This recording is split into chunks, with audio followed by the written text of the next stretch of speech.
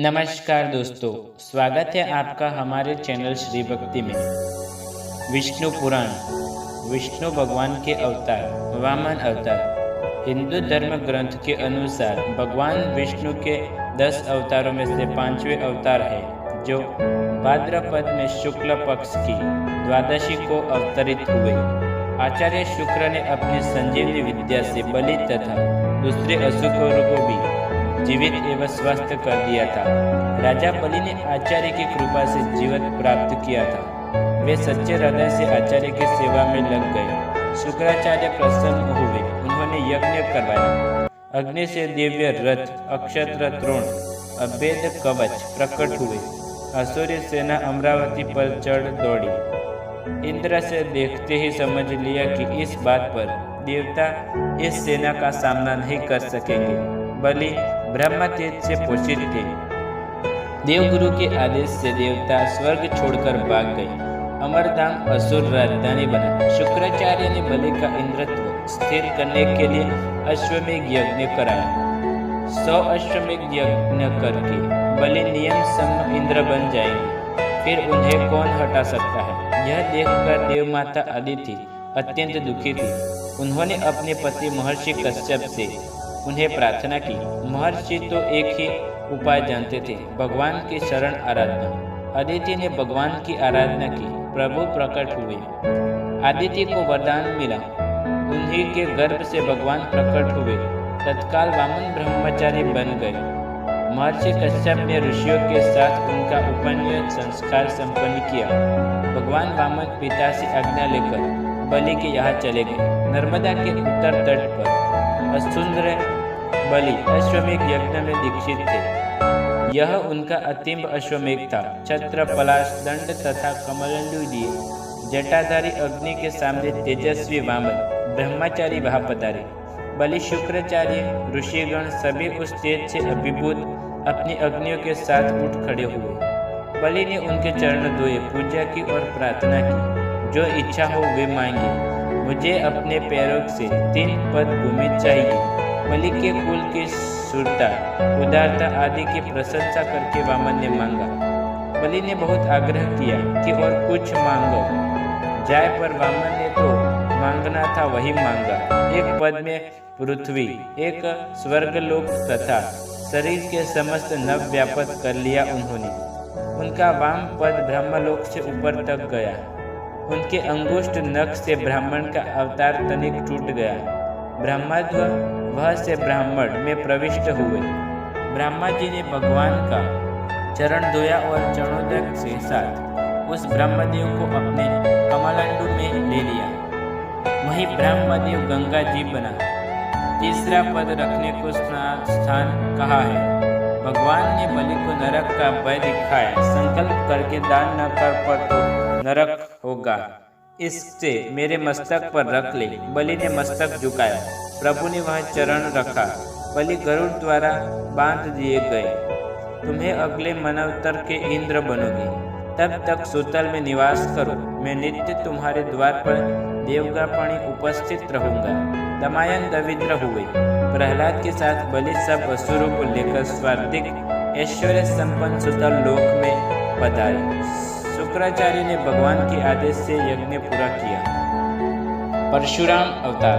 परशुराम राजा प्रेसजनित की पुत्री रेणुका और भृगुवंशी जन्मदग्नि के पुत्र विष्णु के अवतार और शिव के परम भक्त थे। इन्हें शिव से विशेष परशु प्राप्त हुआ था। इनका नाम तो राम था, किंतु शंकर द्वारा प्रदत्त अमोदी परशु का सदैव धारण किए रहने के कारण ये परशुराम कहलाए थे। विष्णु के 10 अवतारों में से छठा अवतार, जो वामन एवं रामचंद्र के माध्यम से गिने जाते हैं, जमदग्नि के पुत्र होने के कारण वे जामदग्नि भी कहे गए थे। उनकी माँ जल का कलश लेकर बनने के लिए नदी पर गई।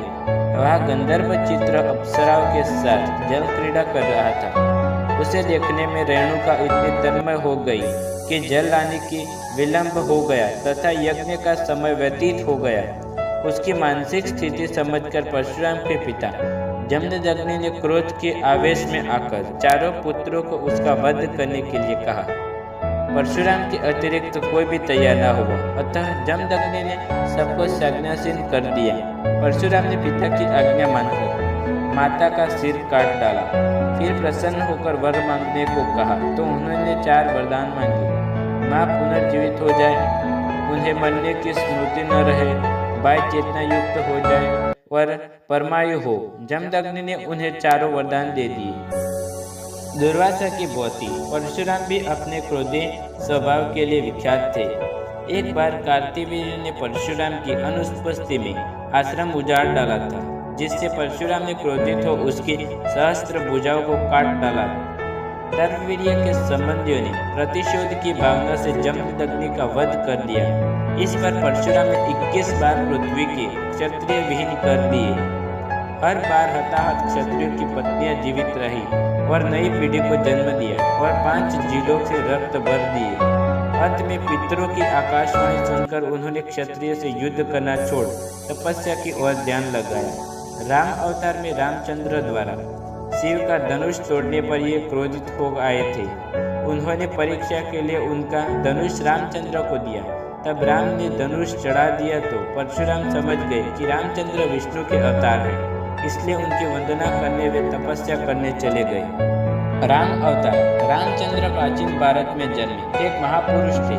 हिंदू धर्म में राम विष्णु के 10 अवतारों में से एक है।